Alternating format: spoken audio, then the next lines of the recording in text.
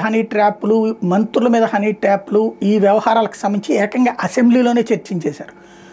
అమ్మాయి కనబడితే సొంగగార్చుకునేటటువంటి నాయకుల్ని, లేదా అమ్మాయిలే వీళ్ళని వెంటపడి కొన్ని రోజుల పాటు వీళ్ళంటే ప్రేమిస్తున్నట్టు నటించి ఆ తర్వాతన వాట్సాప్లో కాల్స్ చేసుకునేటటువంటి స్థాయికి తీసుకొచ్చి అప్పుడు బట్టలోడ తీస్తా వీడియోలు తీసి ఆ పైన వాళ్ళని బ్లాక్మెయిల్ చేయడం.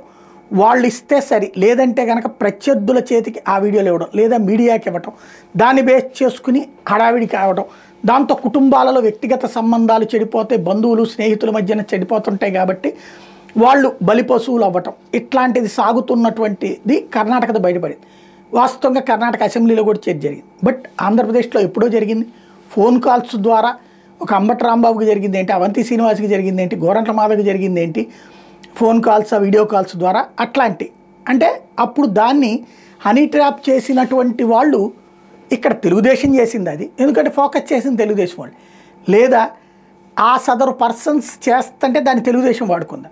ఇప్పుడు అదే నిజమైతే ఇప్పుడు వీళ్ళ వాళ్ళని కూడా పట్టుకుంటారు కదా. అదేవిధంగా అవి రేపు పొద్దున వైసీపీ వాళ్ళకి ఇస్తారా, లేదా వీళ్ళనే బ్లాక్మెయిల్ చేసి డబ్బులు వసూలు చేస్తున్నారు. ఎందుకంటే దేశవ్యాప్తంగా ఈ హనీ ట్రాప్ల కల్చర్ సరికొత్తగా ప్రారంభమైంది. డబ్బులు డిమాండ్ చేయడానికి, డబ్బులు వసూలు చేయడానికి, బ్లాక్మెయిల్ చేయడానికి పాత రోజులు కాదు. ఈ సరికొత్త రోజుల్లో కొత్త కొత్త మోడల్స్, ఇంకోటి నిస్సిగ్గుగా ఇట్లాంటి వాటిలో పార్టిసిపేట్ చేయడానికి దొరుకుతున్నారు మనుషులు.